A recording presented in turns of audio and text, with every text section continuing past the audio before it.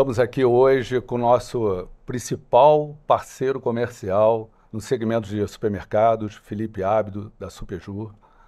Aqui, aqui na minha frente temos aqui o Henrico, diretor de tecnologia da Fiscoplan, e o CEO também da Fiscoplan, Tiago Fávero. Boa tarde a todos. Boa tarde. Bem, Felipe, queria ouvir um pouco de você sobre as oportunidades que você hoje enxerga dentro desse segmento de supermercados. Bom, pessoal, primeiro, agradecer essa oportunidade de a gente se falar. A gente já estava prevendo esse encontro, já tinha vários meses, ou até Verdade. anos, desde quando a gente começou a se relacionar com a Fiscoplan. E eu vejo essa nossa união de forma muito importante. Eu sou advogado, sou especialista em direito tributário, sou procurador do município de Juiz de Fora, trabalho só na área tributária.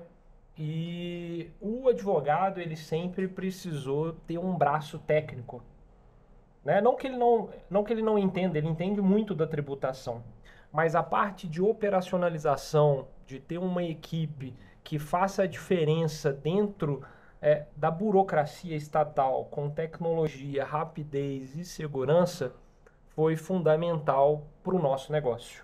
Perfeito. A gente já está nesse ramo supermercadista aí há mais de 12 anos. A gente conhece tudo que dá certo, tudo que dá errado.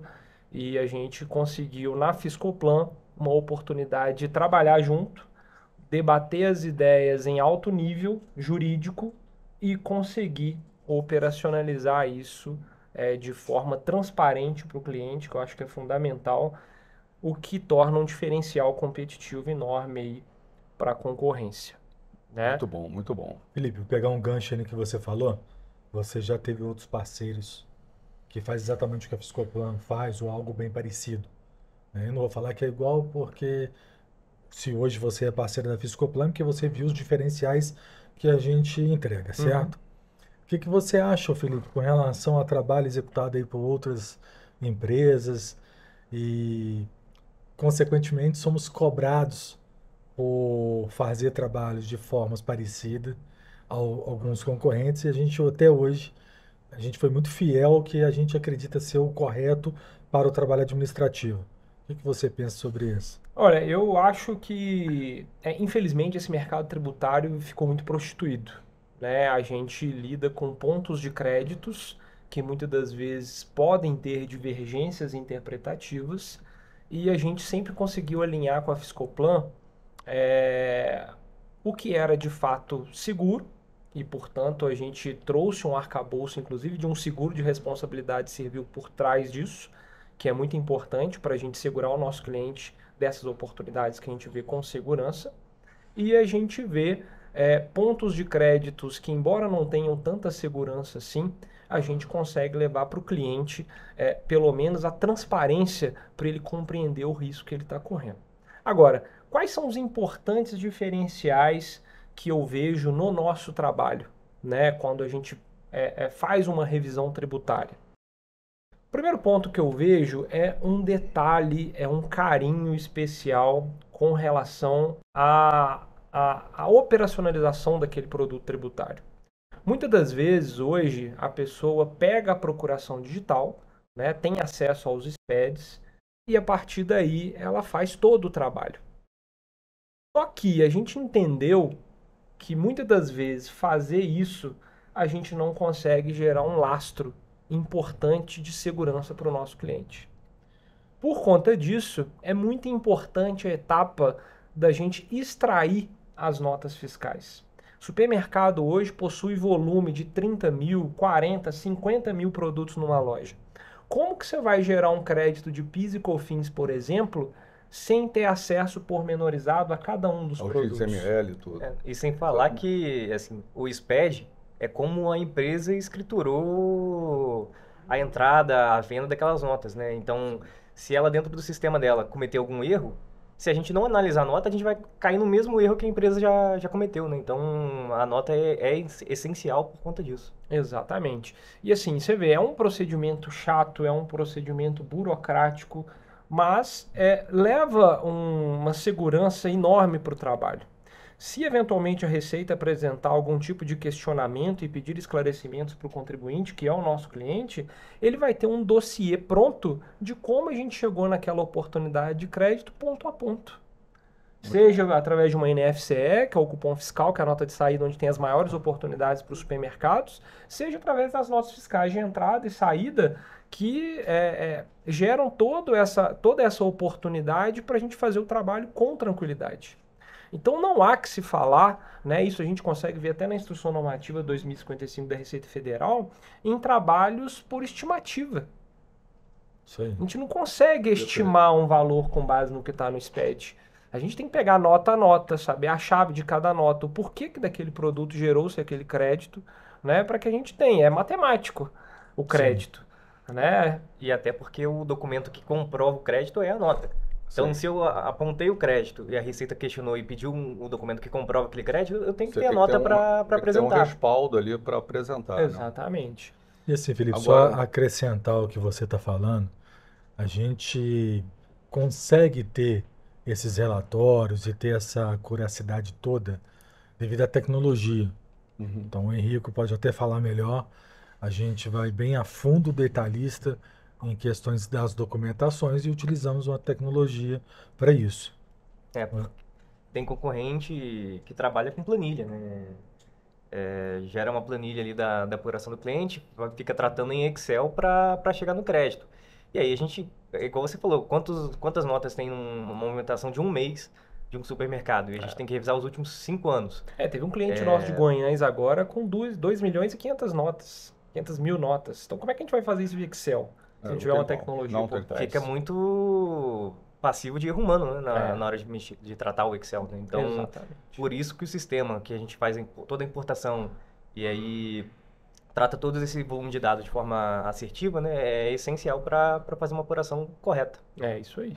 Agora, a gente tem que lembrar sempre que o cliente ainda tem dificuldade de enxergar esse valor, né? Muito difícil. Eu acho que isso é uma grande barreira nossa, né? De como apresentar isso, né? Eu nem coloco isso na conta do cliente. Você coloca isso na conta Eu de coloco quê? isso na conta da concorrência, que simplifica muito a forma de apresentar as oportunidades. E se tem uma coisa que eu falo lá dentro, Felipe, e falo isso com muita frequência, é que a empresa que não tem responsabilidade com a entrega, ela tem uma facilidade maior com a venda. Então, se eu não vou entregar bem feito, eu posso prometer vender só apurando pelo SPED. Verdade. E aí eu tenho, dentro do SPED, alguns registros. Eu tenho o registro C100, que é o cabeçalho da nota, C170, que são os itens da nota. Se a nota é de emissão própria e é uma nota fiscal eletrônica, eu não sou obrigado a escriturar o C170. Só pelo cabeçalho da nota, eu não sei a correlação do produto que teve todos os tributos para o mesmo item. Eu não sei qual é o item. E a tributação no Brasil hoje, ela é pelo item. E amanhã continuará sendo. Com a reforma tributária, o item ainda vai ter a sua relevância por conta da redução de alíquota que determinados segmentos vão ter, o imposto, o IS, que vai ter também a carga ali só em alguns produtos. Então, a tributação brasileira ela é específica aos produtos. Principalmente, isso acontece muito por causa das diferentes regiões e culturas que nós temos. E acho justo, inclusive, nem questiono essa forma de tributação. Isso gera uma complexidade muito grande. E aí, que eu coloco na conta de alguns concorrentes. Essa a facilidade de alguns concorrentes para a venda. Tem gente que nem relatório tem, né? Não tem. O cara apresenta uma estimativa. Muita gente já viu em Excel, né? Ou às vezes só o valor total. PowerPoint com o valor total. Nem abriu como que ele chegou no crédito, ele não abriu. É verdade. Assim, nós deparamos aí com algumas teses que não vigaram a favor do contribuinte, que em algum momento algumas empresas fizeram via administrativa, e aí a gente precisa corrigir essas situações, né? E ao fazer isso, a gente identifica que às vezes não tem um relatório. Já pegamos uma empresa que fez uma recuperação do previdenciário. Quando a gente pediu a relação da comprovação dos créditos, me mandaram uma planilha com a relação dos funcionários de outra empresa. De outra empresa.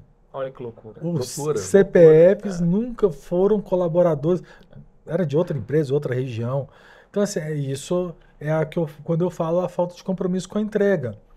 E nós não temos essa situação. A gente tem um compromisso muito grande com a entrega, o que dificulta a nossa venda. O Felipe sofre com isso, né? Uhum. Para poder transpor aí essa barreira. Poxa, mas lá é mais rápido. É mais barato. E nem é mais rápido, porque a gente faz com tecnologia e com agilidade. E assim, a gente está tratando de um segmento que está muito sofrido. Né? O cara está vendendo commodity, grandes redes, grandes hipermercados, SAs que estão entrando para dentro da cidade dele, que ele não está sabendo lidar com essa concorrência. E a margem dele começa a 3, 4%. Exatamente. E olha lá. É. Então o cara precisa de ter fluxo de caixa. O supermercadista precisa ter fluxo de caixa. E esse serviço tributário vem para ajudar isso, mas que seja feito com profissionalismo, com parcimônia, com cautela, né, com transparência. Eu acho que essa junção aí dos nossos negócios fez muito bem para o mercado e vai continuar fazendo. Agora, um outro importante diferencial que eu vejo é a situação das retificações das obrigações acessórias. Né? A maioria das empresas que hoje estão no mercado e oferecem esse serviço fazem por créditos extemporâneos, Sim. fazem por ajustes. Né? Isso aí, Felipe, eu vou até detalhar um pouquinho, acho que o Henrique também pode falar melhor, que há um uso incorreto do termo crédito extemporâneo. Sim. O crédito extemporâneo, entendo eu, e aí você como tributarista pode me corrigir, é o crédito ou o débito, enfim, a apuração que eu faço, que eu deveria ter feito em períodos anteriores, estou fazendo hoje. Isso acontece principalmente com o crédito, Sim. porque débito você estaria sonegando e teria incidência de juros e multa. Então é um crédito que eu deixei de usar no passado, desde que dentro da prescrição, eu estou utilizando esse crédito hoje, tomando esse crédito hoje. Uhum. Com as escriturações acessórias que nós temos, isso não é possível. A Receita, pela mesma instrução normativa 2055 de 2024, 21, ela tem ali que a obrigatoriedade da retificação da obrigação acessória. É uma exigência. Deve ser até uma exigência sistêmica, não? Sistêmica, Porque sim. você retifica o crédito. Sim. Mas o que é? Eu posso apurar o crédito lá de dezembro de 2021. Não tem problema eu apurar esse crédito hoje. Só que eu tenho que ir lá na escrituração de dezembro de 21 e retificar, lançar aquele crédito lá, na origem dele. Eu não posso lançar tudo hoje com um ajuste, de forma extemporânea ali na escrituração de hoje. Eu retifico a anterior e lanço lá. A gente vê na jurisprudência do CARF algumas decisões permitindo essa prática, mas não é predominante de forma alguma. Né? É extremamente arriscado fazer esse tipo de operação para os contribuintes. Né? A Receita não reconhece. Não reconhece. Não reconhece. E assim, por mais que eu pessoalmente discorde de muitas atitudes da Receita, aquilo que já está determinado, a gente procura fazer da forma com que ela fez. E conforme ela indicou e regulamentou, que aí é a principal função dela. E a normativa é lógica, né? Como ele falou, você vai aproveitar o crédito no exercício, na competência relativa a ele. É uma operação lógica. Né? Agora a gente não vai fazer porque dá trabalho? Não é assim. Aí é um ponto que... não dá trabalho... Mas aí ainda tem a questão do risco, né? Pô, dá um trabalho muito maior a gente retificar lá atrás. Mas aí eu vou correr um risco à toa, de ser questionado pela Receita, ter que defender, correr o risco de perder só pela forma que fez e não pela origem do crédito. Eu costumo dizer, e a gente já conversou muito, eu e o Thiago, sobre isso, se um dia a gente tiver que esclarecer algo com a Receita, que a gente discuta o mérito. Sim. Não a gente não discuta a forma. Né? Nem o valor, nem o cálculo. Exato. Isso assim, é muito cultural lá dentro da empresa, da Fiscoplan, Felipe. A gente não pode transformar em judicial aquilo que é administrativo. Exatamente. Nós temos que mostrar essa segurança no mercado. Para o cliente, para o parceiro. Né? Então nós não fazemos trabalhos onde é necessário fazer o crédito extemporâneo e nem o crédito através de ajuste nas apurações. Exatamente. As famosas alterações no registro M, né? M, às vezes bloco F, né? Outros documentos. Então, assim, quando oculta a origem do crédito, até porque existe dentro, por exemplo, a exclusão do semestre da base de cálculo do PIS e da COFINS. existe dentro do manual do SPED a forma correta, item a item, como fazer. Se eu faço via ajuste, eu estou no mínimo fazendo uma declaração de forma indevida. Por E isso aí, que o contador ele tem que estar muito atento para a empresa que foi contratada para o cliente dele. Se não tem uma Fiscoplan, uma Superjur, ele não tem segurança. O mais então- importante, eu falo com o meu time lá, é que lá a gente mescla muito, né? O jurídico com o comercial, com o contábil, com auditoria, com o fiscal. Mas eu falo com o pessoal assim, a gente precisa, para vender, não querer vender. É não vender para vender. Né? A gente gosta de estar muito próximo do nosso cliente, gosta de escutar as dores dele. Porque trabalhar com tributário no Brasil é uma insanidade. É uma insanidade. É uma loucura. Você vai lá num supermercado, lá no interior de Minas Gerais, na hora que você fala, você já trabalhou com alguma revisão tributária? Ele vira e fala assim, já trabalhei com negócio de PIS e COFINS aí. Cara, são tantos pontos de crédito de PIS e COFINS, tantos pontos duvidosos, que ele não sabe o que ele fez. Vai que ele aproveitou crédito de produto monofásico e não sabe. É verdade. Então, assim, eu costumo dizer, e eu acho que aí os valores das nossas empresas são muito compatíveis, é que a gente não tem papo de vendedor, sabe? A gente demora para vender, é uma venda artesanal, mas é uma venda com verdade. Exatamente. É uma venda com substância, né? Que o cliente sente aquilo. E aí até falar dessa questão Não é um cliente efêmero, né? Na realidade, ele vai permanecer com a gente. E quando você conversa com a contabilidade, traz essa substância que você explica cada ponto de crédito, por que pode, por que não pode, ele desarma. É verdade. Ele desarma e abre as oportunidades para que você trabalhe com o cliente dele. Né? Porque imagina, um contador hoje deve receber no mínimo 5 ligações por dia de empresa querendo fazer revisão tributária. Por que ele vai te escolher? Como que você tem que falar com ele para ele te ouvir de verdade?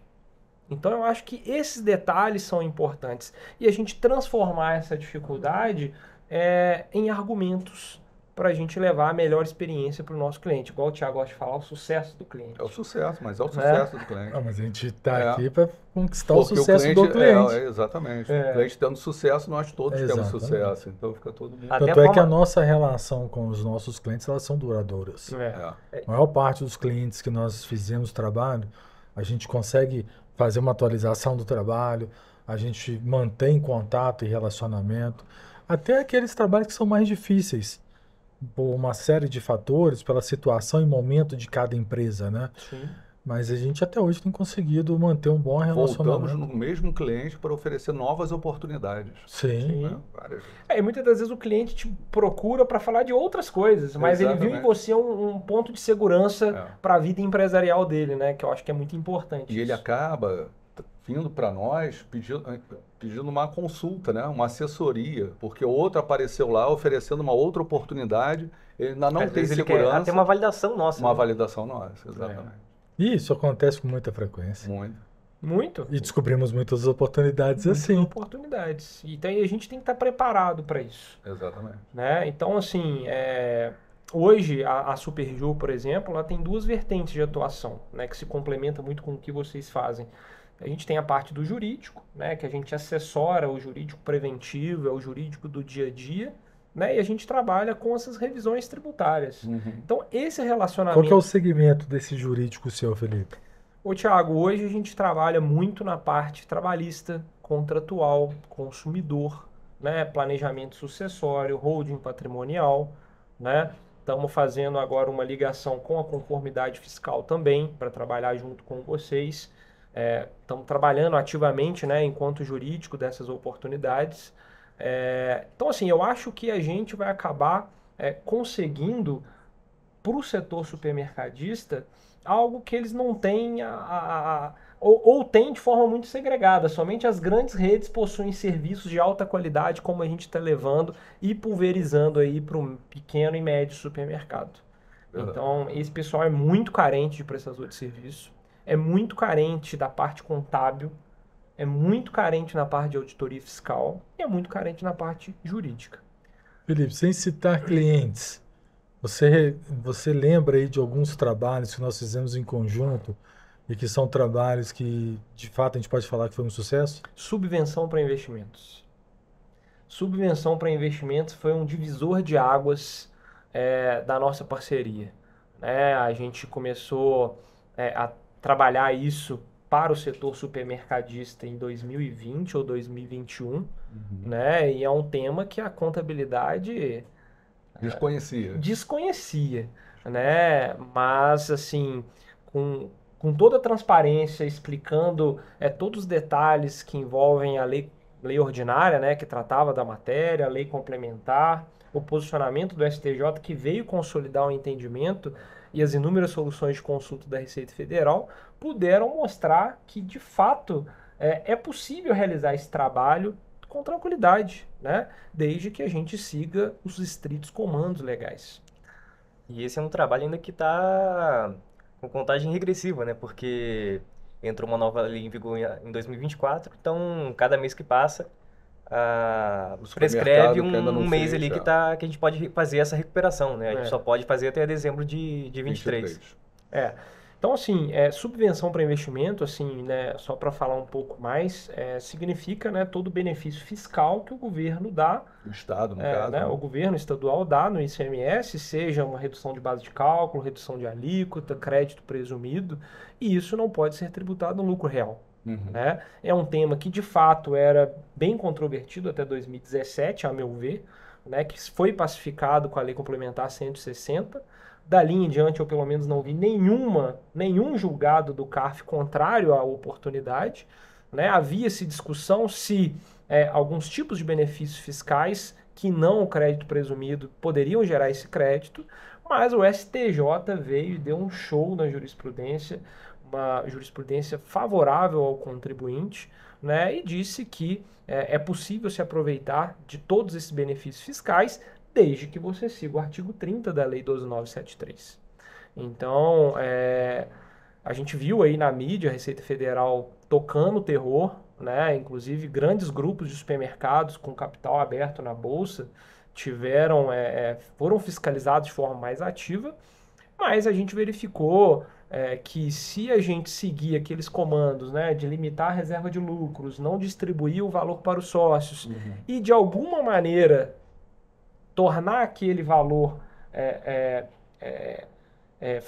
de alguma maneira para a viabilidade do empreendimento econômico, a gente não precisa nem comprovar a implantação e expansão, né, que também era uma discussão da Receita Federal, a gente consegue viabilizar esse crédito. Essa era a principal discussão, né? A Receita ela batia na tecla que o benefício tem que ter sido dado com o intuito de implementar, expandir o empreendimento e você comprovar que você usou para aquela finalidade. Mas a STJ veio falando justamente que não precisa nem ter o intuito e nem comprovar que foi usado dessa forma. Basta contabilizar, seguir todo o rito ali da forma correta. Né? Basta que você siga os requisitos legais e, de alguma maneira, destine aquilo para a viabilidade econômica do empreendimento. Ou seja, abriu o leque demais para a gente utilizar. Porque tinha essa diferença, né? De custeio para investimento. Né? Então, essa questão do crédito presumido ainda é objeto de muita discussão, mesmo com a revogação da 12.973 e a criação da 14.789, que veio a limitar o uso aí dos efeitos do desconto de ICMS no imposto de renda da contribuição social. Isso ainda tem muita discussão para rolar. Acredito eu que no futuro será uma nova oportunidade de recuperação de crédito a parte do ICMS presumido. Ainda não só o presumido, né? Até o redução de alíquota, redução de base, isenção, porque por mais que a nova lei ela não abre brecha para esse tipo de benefício ali, que ela amarrou mais a questão da intenção de ser realmente para investimento, né? Justamente tudo isso que a STJ entendeu que não precisava ter comprovação, a lei nova reforçou agora para que daqui para frente tenha. Só que, de qualquer forma, a gente tem um pacto federativo, né? Então, com um pacto federativo que coloca ali que o Estado não pode tributar a União e a União não pode tributar o Estado, isso ainda abre brecha para uma discussão, só que aí a gente sai da esfera administrativa, né, e vai na judicial enquanto não tem, porque ainda não está muito aprofundado eu acho nível, que né? O nosso dever, né, é levar uma visão conservadora para o cliente nesse aspecto, e diante dessa nova lei, a gente continuar estudando, debruçado na jurisprudência administrativa e judicial, E o mais importante, eu acho, levar essa transparência para o cliente. Exatamente. Porque a gente já está recebendo outras empresas que estão fazendo subvenção dos últimos 60 meses sem nenhum critério. Então, e quando chega esses milagres, né, que nem o direito tributário, né, a gente brinca, né, a gente tem os produtos que são juridicamente possíveis, os produtos que são 100% pacificados e as fraudes tributárias. Né? Fraude tributária hoje tem aos montes. A gente tem acompanhado aí, vira e mexe para o setor supermercadista, o pessoal tem vendido questão de precatório. Né? Precatório da década de 60, precatório de terreno na Bahia, precatório de todas as coisas. E no final das contas você vê que não tem lastro do título, você não tem o titular do título, você não tem o valor do quem está controlando aquele saldo, como isso está sendo utilizado, como fazem as compensações. E no final das contas, é uma fraude tributária tremenda. Sem dúvida. Né? Então... eu tenho enfrentado bastante dificuldade nesse ponto, parte dela falta de conhecimento. Então, eu vejo muitas empresas comercializando créditos, cessão de crédito daqui para lá. Você falou aí da questão do precatório, mas tem a questão do empréstimo compulsório que está inativa e um título que, na minha opinião, não tem liquidez, portanto, não seria algo comercializável como é feito. E pior, quando a gente vai, de fato, olhar os procedimentos administrativos necessários para que esses créditos sejam comercializados, precatórios, enfim, independente se é direito creditório ou não, enfim, das várias possibilidades que tem, a gente vê a grande dificuldade na forma de operacionalizar pela via administrativa. E gerando muita insegurança e exposição dos clientes. Algo que não é muito transparente na venda. Né? Então a gente tem deparado aí os nossos clientes com algumas dificuldades. É uma concorrência desleal, né? Porque, como eu disse, é um mercado muito sofrido.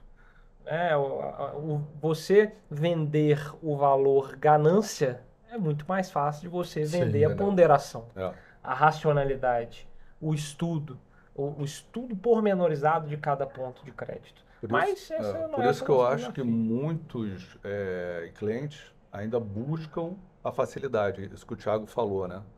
O outro vender é mais fácil, ele busca essa facilidade. A margem, por ser muito curta, a gente tem que ter muita responsabilidade sobre isso. Porque apontar crédito acaba gerando uma margem, às vezes, até superior do que a margem do próprio período ali comercial. Porém, caso isso venha a reverter, o impacto na margem também é muito grande.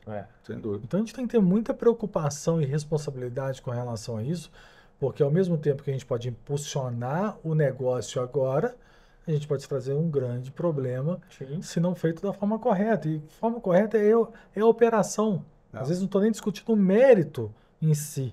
Correto ou correto. Eu não estou discutindo o direito. A gente, às vezes, perde algo que é legal, um bom direito, por ter feito da forma errada.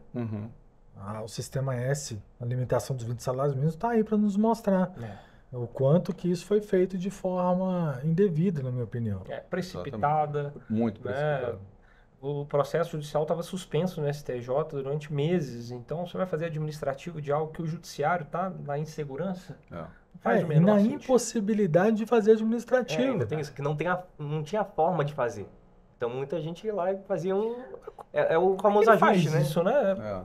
Cria as compensações lá de algo fictício. Eu vi duas formas de burlar a situação em alguns clientes. A primeira é o lançamento, informando a Receita pagamento de GPS que nunca foi pago. Ou seja, eu estou dentro do período E-Social. A partir do momento que eu entrei na vigência do E-Social como apuração, eu já não tenho mais GPS, passei a ter um DARF. E aí a empresa vai lá, fala que teve um GPS paga, o que não é real. Com isso, a Receita, teoricamente, identifica um pagamento indevido maior e se faz a compensação. Fraudulento, na minha opinião. Sem dúvida. E a outra forma, que a gente tem visto aí, e isso tem sido muito questionado pela Receita, tem clientes nos procurando para corrigir esse problema, já que a nossa tecnologia ela retifica todas as obrigações, seja os pagamentos, remunerações de colaborador por colaborador, né? O que acontece? O DARF que é gerado, ele tem a base de cálculo que é utilizado tanto para o patronal como para o Sistema S, outras entidades, FAP, RAT, todos essas rubricas, elas são tributadas sobre a mesma base. Agora, se o meu patronal é sobre a base de salário e o meu Sistema S é limitado a 20 salários, não é possível fazer. E aí o que algumas empresas fazem? Transmite, pega o DARF, vai lá, limita a base toda a 20 salários, transmite de novo e faz um pagamento pegando a diferença, só que a obrigação que foi transmitida está errada. Tá errado. Porque Obrigação total, né? na visão da Receita foi pago a maior. É que aí a empresa, de forma muito honesta, fala, não, mas apesar de ter transmitido errado, eu não utilizei o crédito, a Receita está vendo, mas eu não estou usando. Mas no meu entendimento, você escriturou a obrigação acessória de forma indevida. Então veja, é um trabalho complexo. Né? É um trabalho complexo que gera medos abstratos. Muita gente faz errado, dá muito problema, e aí na visão dos contadores e dos próprios clientes acham que mexer com a Receita é arriscado, que mexer com a Receita inexoravelmente vai dar problema futuro. Vai atrair, né, os vai olhares para o cliente da fiscalização. A gente sabe que não é assim. Né? A Receita, ela de fato tem os seus órgãos de controle, assim como é a própria polícia, né? Mas cabe a nós, enquanto operadores do direito, operadores da contabilidade, das auditorias, prestar pelo menos o serviço que seja procedimentalmente correto. Isso é o mínimo que se espera. É o mínimo. De uma aba, uma tese robusta, né, um ponto de crédito que tenha fundamento jurídico, e na outra aba, quem sabe, operacionalizá-lo da forma correta. Então, acho que esses dois braços para a recuperação tributária é fundamental. Né? E você tem que entender isso. Se você não entende, você precisa de uma empresa de consultoria que saiba ponderar sobre isso. Né? Que muitas das vezes você não fique vendido com o seu próprio contador, que assim, a pior coisa que tem, eu acho, nesse campo tributário é o erro feliz. Você acha que está fazendo certo, mas está fazendo errado. Verdade. Você está caindo numa armadilha sem saber. Você acha que é uma boa porque a cara de quem está vendendo transparece que é algo bom, mas na verdade não é. Então, aprofunde, eu acho que é fundamental. É um alerta, né, que você está dando hoje. É fundamental que o nosso cliente aprofunde nesse debate, troque ideias com outras pessoas, com outros supermercados, procure pessoas que já têm histórico de trabalho, né? Eu fico brincando pelo tempo de empresa e de quanto tempo a gente está no mercado, de quantos aniversários de período de prescrição nós temos. Né? Vê isso. Não pega uma empresa que foi criada ontem para fazer um trabalho desse, não. Então, é fundamental, eu acho, a gente alertar o nosso cliente sobre isso. É difícil de vender, não é fácil, é uma concorrência desleal, mas eu acho que as nossas empresas preferem caminhar dessa forma, né?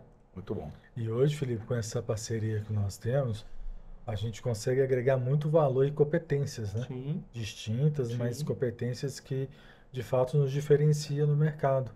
Seja no jurídico, no contábil, os auditores que temos pessoas... São complementares. Né? São complementares. Temos dentro da nossa equipe profissionais certificados com KINAI para que possam exercer o papel de auditoria, apesar de não ser nossa atividade, né? Desenvolvedores, que é a equipe que o Henrico lidera, para que a gente possa, então, com essa junção de competências, trazer muita segurança e assertividade. É isso aí. Muito bom. Agora, com relação aos pontos, né, para supermercado, que a gente tanto fala, eu gosto muito, ao conversar com os nossos clientes, embora seja burocrático a gente falar isso, eu gosto muito de tratar com o cliente pontos de crédito. É óbvio que quando a gente está no primeiro relacionamento, a gente está conhecendo o cliente inicialmente, a gente pede para fazer uma estimativa. Vamos fazer um diagnóstico? Agora, uma vez que a gente tem algo mais concreto, mais pormenorizado, é importante a gente falar dos pontos de crédito. cliente precisa saber o que ele está fazendo. Sim. Né? Não adianta ele falar, eu estou fazendo um crédito aí de PIS e COFINS. Não. Você pergunta para a contabilidade, ele fez, tem uns 4 anos com uma empresa aí. Ele não sabe qual foi a origem daquele crédito. Já mexeu com recuperação tributária. É. Né? E, cara, quando a gente vê, além de ter vários problemas, existem pontos que não foram observados. Os pontos que foram feitos têm valores residuais a recuperar. Por ter feito por estimativa. Por ter feito por As estimativa. retificações não foram feitas corretas. As retificações não foram feitas corretas. Outros já têm procedimento da Receita Federal em curso e ninguém fala nada. Ninguém fala nada, exatamente. Né? A gente tem todo um cuidado ao tratar, quando a gente pega uma procuração do cliente, das informações e notificações que constam do ECAC. Sim. A gente sempre faz o trabalho em conjunto com a contabilidade. Né? A contabilidade não precisa avalizar o nosso trabalho. Muito pelo contrário, a gente tira toda a responsabilidade da contabilidade. Essa contabilidade é nossa. Uhum. Nós estamos trazendo o trabalho e nós que vamos fazer todas essas retificações. E a prova disso é que todas as retificações, todo o procedimento é feito com o nosso certificado digital. Isso é muito Sim, importante. Muito importante. Nós deixamos o rastro lá do que a gente faz, porque a gente sabe que o que a gente está fazendo é o correto. É a nossa responsabilidade. E o próprio contrato também deixa claro que a responsabilidade é nossa. Né? Sim, sim. Exatamente. Então, assim, o contador não tem nenhum trabalho novo, diferente ou de maior responsabilidade quando a gente faz um trabalho desse. Mas a gente faz questão, por outro lado, de mantê-lo consciente daquilo que está sendo feito. Né? Como que a gente conseguiu um crédito de 200 mil de subvenção, 300 mil de insumos, né? De PIS e COFINS? Tá aqui, ó, nota a nota, como a gente chegou nisso, entrega um dossiê para ele que ele tenha aquilo guardado. Então, é fundamental. Agora, falar de ponto de crédito para supermercado, existem vários, né? Vários pontos de créditos aí que já foram debatidos ao longo dos anos, tanto pela Receita Federal, nas soluções de consulta, pelo CARF, pelo Superior Tribunal de Justiça e pelo próprio STF. Né? Quais pontos a gente trabalha? Bom, a gente trabalha com os pontos... O primeiro ponto que eu posso citar aqui é o clássico, é a tese do século, né? A exclusão do ICMS da base de cálculo do PIS e COFINS, né? Que é o tema 69. E seus desdobramentos agora, né? Que é impressionante, né? Realmente a tese do século, porque por mais que ela é bem antiga, já está bem batida, tivemos novidade recente por conta do ST, que foi enquadrado no mesmo tema, né? Eu tava vendo, esse tema começou a ter repercussão em 2003, cara. Foi ser pacificado em 2017, pacificado, né? Então, que a modulação de feitos foi em maio de 21, se eu não me engano. A modulação de feitos, né? Porque o julgamento do STF foi em 2017. As primeiras ações transitadas no julgado foi em 2007. Ué. Tanto que tem essas ações coletivas loucas aí de 2003, 2002, né? Mas é um outro tema, a gente pode até falar depois do Instituto de Defesa dos Supermercados, que é uma associação nossa, que a gente vai mover essas ações coletivas, mas da forma correta, né? Sem abstração, com objeto específico de defesa dos supermercados, para que a gente consiga levar uma coisa julgada expansiva aí para todo o segmento. Eu acho que isso é um ponto importantíssimo para o nosso trabalho e vale a pena a gente tratar disso também. Agora, exclusão do ICMS da base de cálculo do PIS e COFINS, vocês acompanharam aí agora recentemente do ST, né? Mesmo com o tema repetitivo do STJ, que é vinculante, a Receita Federal disse que somente quem tem direito é o substituto tributário. Uma loucura. Precisou da PGFN vir através de um parecer, falou assim, não, o substituído também tem.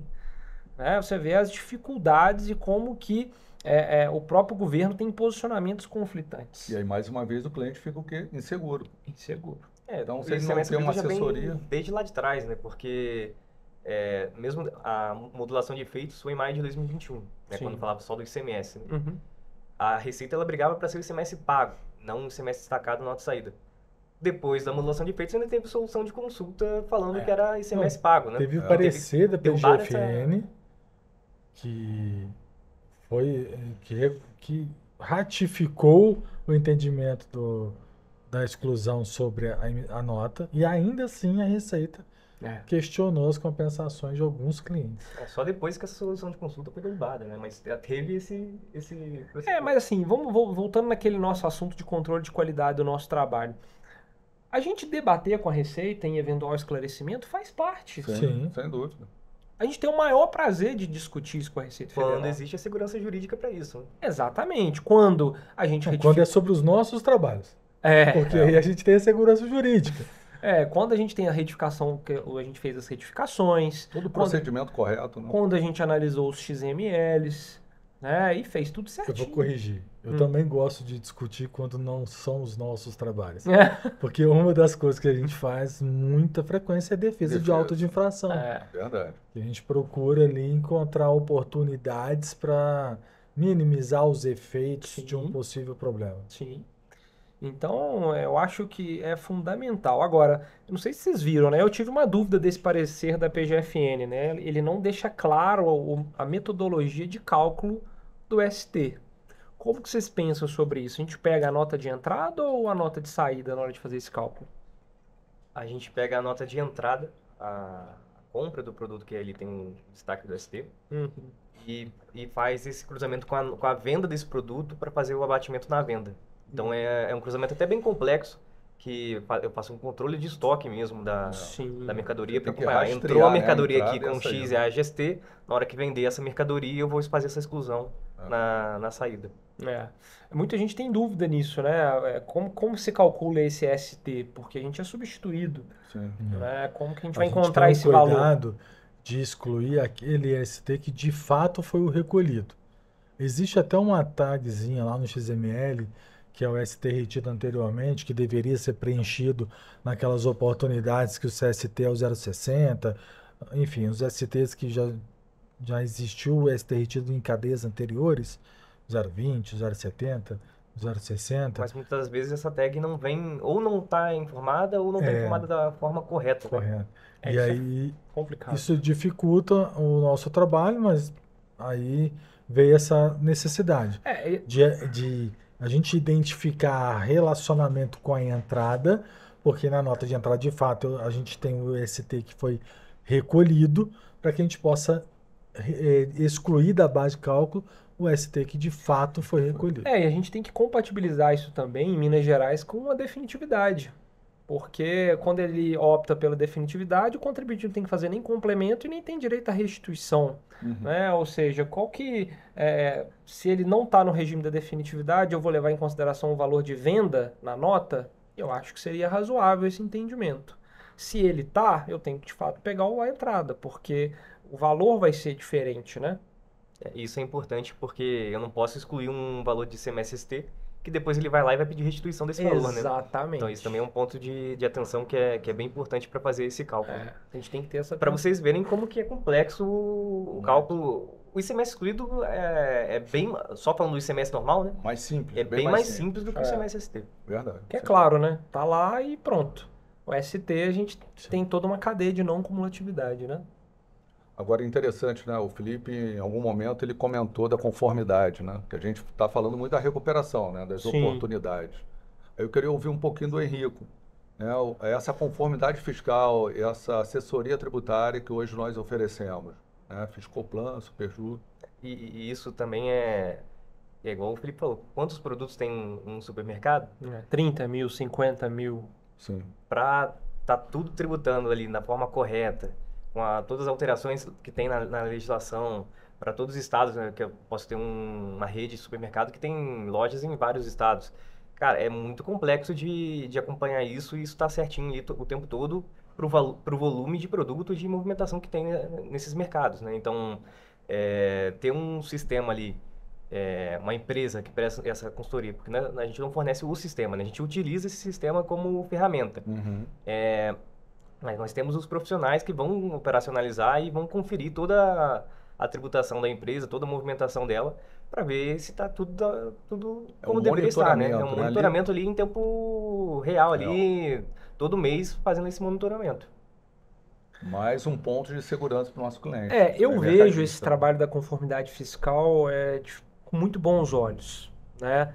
O que a gente percebe é um conjunto de obrigações acessórias sem fim, uma reforma tributária que se avizinha para o setor supermercadista com vários produtos com redução de 100% de alíquota, 60% de alíquota, produtos alíquota zero. E por mais que o contador ele tenha um software para fazer todas essas parametrizações, eu vejo como um investimento a mais você ter uma conformidade fiscal, não como forma de fiscalizar e ficar de olho no serviço do contador, mas, de fato, uma complementação da atividade dele e, principalmente, um compartilhamento de responsabilidades. Hoje, a gente fazendo tudo certo já é difícil no Brasil. Então, se a gente tiver alguém para trocar uma ideia, para debater, para que antes de você enviar o SPED, ter uma checagem pormenorizada, eu acho que é fundamental. Eu brinco hoje que uma empresa ela tem que ter 2 braços estruturais importantes, o jurídico e o contábil. Ah, mas eu não preciso de advogado, meu contador faz tudo. Cara, esquece esse pensamento. Pensamento da década de 60, que a única fonte normativa que tinha era o Código Tributário Nacional. Hoje a gente tem infindáveis atos normativos que você tem que seguir, tem que parametrizar, e só na área tributária. A área trabalhista é um caos. Só o TST tem mais de 500 súmulas, mais de 300 orientações jurisprudenciais. Tem o Código de Defesa do Consumidor, que para supermercado pega muito. Às vezes você vê no supermercado que tem faturamento alto, uma fiscalização do PROCON, 3 produtos com produto com validade, né, vencida, dá uma multa de R$100 mil. Então, se você não tiver esses braços estruturais para ajudar você a tomar decisões para o seu negócio, certamente você está fora do mercado. Verdade. Ou com a margem muito espremida, né? Mais que o normal, né? Mas Porque a margem já é espremida. Então, É. eles não têm muita margem para erro. É. Exatamente. Então, eu acho que é muito importante a gente estar muito próximo do nosso cliente e fazê-lo enxergar essa realidade. O diferencial, Felipe, que eu vejo no nosso trabalho de conformidade fiscal, comparado com outras, inclusive você falou, tem contadores que têm sistemas, é que muitas das vezes os sistemas são integrados ao ERP do supermercado. Então ele vê a informação que o ERP mostra para ele. Uhum. E o nosso sistema não, a gente olha somente os documentos que são transmitidos à Receita, seja as obrigações acessórias ou os arquivos XML.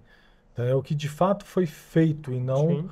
a informação que vem às vezes já um pouco alterada por desenvolvimento de relatórios específicos dos RPs de cada supermercado. Eu acho que isso traz para a gente uma visão de fato auditar o que foi entregue e não... De forma preventiva, né? Sim. A auditoria, muitas das vezes, ela é posterior. É. A nossa é preventiva. Preventivo. É. A ideia Essa da conformidade é essa. Essa né? Ser pegada é preventivo. top. Eu acho É. que para o cliente é sensacional. Muito E bom. não só isso, como a gente também serve como um suporte ali. Por exemplo, se eu tive uma mudança na legislação e existe ali um conflito nessa mudança, um conflito ali de interpretação. Quando que ela entra em vigor, qual que é a regra exata daquela legislação. A gente serve também como um suporte para analisar essa mudança e passar para eles um parecer nosso, né, de como deve ser tratado dali para Sim. frente, né? Sim. Eu brinco com o cliente, né? O seu supermercadista, você tá movendo um Titanic, sobrando nada para você, 3%, e você tá preocupado em resolver esses probleminhas burocráticos do dia a dia? Vai focar no teu negócio. É. Vai vender mais, vai oferecer serviço, vai tratar o seu cliente pelo nome, porque isso os grandes não conseguem fazer. Descentraliza. Descentraliza o seu fiscal, descentraliza as decisões do seu DP. Tem alguém para analisar seus contratos e fazer seus contratos.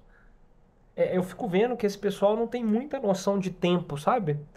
Ainda é aquela empresa tradicional, é aquela empresa familiar, que o dono dorme dentro da loja. Já vi tudo, isso né? acontecer, cara. Então, não dá para continuar assim. Né? Não nesse mundo nosso, caótico do jeito que tá. E a nossa empresa, né, tá aí para isso. Tá aí para solucionar esses problemas em benefício do nosso cliente. Né? Agora, outro ponto de crédito aí. Essencialidades. Né? O que é isso? A gente... O tema 779 do STJ, ele vem dizendo de forma genérica, né, até com conceitos jurídicos indeterminados, o que seriam insumos. Né? Insumo é tudo aquilo que é necessário e indispensável para o exercício da atividade econômica. Falou e não falou nada. Né? O que que é indispensável? Não sei. Às vezes a esposa do cara é indispensável pro negócio dele, Exatamente. né? Então a Poxa, gente... mas isso aí toda semana a gente tem novidade. Essa semana a gente viu. Qual que foi o que eu te mandei essa semana? A gente Qual? trocou uma ideia. É tanta coisa, Thiago, que eu nem lembro. Eu Mas... tive- Foi eu- do eu vi embalagem Ah, plástica é qual Do foi? O isoporzinho, Do né? isopor. É. Pô, aí toda semana agora a gente tem que ficar acompanhando igual o diário, né? Eu tenho um manual lá com todas as soluções de consulta de cada ponto de crédito disso. Mas assim, eu acho que a grande questão desse ponto é se de fato esse tema se aplica para o comércio. Né? Você pega a lei do PIS e COFINS e lá fala expressamente que seria para prestadores de serviços Ou produção de bens. ou produção de Produção. bens. A gente pode pegar esse ponto de crédito na padaria. Sim. Muitas das vezes a gente encontra crédito lá. Né? Mas aplicar isso para outros produtos dentro do supermercado seria juridicamente viável? Nós entendemos que sim, é juridicamente viável. Inclusive, tem precedentes do próprio Supremo Tribunal Federal que, por isonomia tributária, estende essa possibilidade para o comércio. Né? A gente... Eu acho que a prova disso é essa decisão do CAF agora, Exatamente. concedendo o direito de aproveitamento de crédito sobre as bandejas utilizadas para armazenar Carne. essas carne, coisas. esses produtos que são reembalados dentro É. dos supermercados, né? Sim. Isso já é um dos indícios aí do que o Felipe está falando. Então, assim, a gente tem que tomar muito cuidado porque é aí que as fraudes acontecem. O que é essencial? Não sei. Qual que é a fonte normativa da gente buscar o que é essencial? É o que nós entendemos ser essencial? Por exemplo, sacola plástica. Tem argumento para ser essencial e tem argumento para não ser. A gente tem que seguir o que? O que a Receita diz e o que o CARF diz. E essas são as nossas fontes normativas do que é e do que não é. Se isso se aplica ao comércio, a gente busca o STF, que estendeu o conceito de isonomia tributária para o segmento comercial. Né? Agora, o que é de fato é legislação infraconstitucional. O acórdão do STF diz expressamente. Não me diz respeito falar o que é essencial. Cabe a investigação pormenorizada de cada realidade. Né? E assim, você não estender o conceito de insumo para o comércio, de fato é um absurdo, porque você ignora a complexidade do comércio. Comércio não é só compra e venda. Para aquele produto tá lá na prateleira do supermercado, quais etapas ele já não passou? E o que não é essencial nessa etapa de produção, nesse processo produtivo? Então, eu acho que é um ponto de crédito que, inclusive, trabalhamos ele de forma segurada, né? Eu acho que isso é um importante diferencial também, porque a gente demonstra certeza do trabalho, certeza daquilo que a gente faz, e é muito importante para o supermercadista. Né? Então, o supermercadista tem muito gasto com produto de limpeza, gasto com EPI, gasto com aluguel pessoa jurídica. Né? E o produto de limpeza é importante que vende alimento, né? Então, Exatamente. Essa questão sanitária tem que estar da forma correta, ele tem que estar limpo, né? Exatamente. E falar que isso não é essencial para a atividade produtiva, lógico que é. Sem dúvida. Existe até os custos com relação às questões sanitárias. Então, uma coisa puxa a outra. Ter questionamentos, volto a dizer, né? Ter questionamento com a Receita Federal e esclarecer, não há problema. A gente precisa, na Receita Federal, defender o mérito. A gente não pode perder tempo na Receita Federal defendendo o como, o procedimento. Chegar lá e passar vergonha e falar, Receita, eu fiz por estimativa. Tá de sacanagem? Não dá para ser assim. Verdade. Então a gente tem que, de fato, fazer o certo para discutir o mérito. E o mérito a gente tem precedente judicial e administrativo que ampara a nossa visão. Então, mais uma vez, só temos que agradecer a presença aqui do nosso parceiro comercial do segmento de supermercados, Felipe Ábido. Muito obrigado pela sua presença. Agradecer a presença aqui do Henrico, nosso diretor de tecnologia da Fiscoplan, e o nosso CEO da Fiscoplan. Também, mais uma vez, só tenho que agradecer a presença de vocês. Muito obrigado, boa tarde. Obrigado.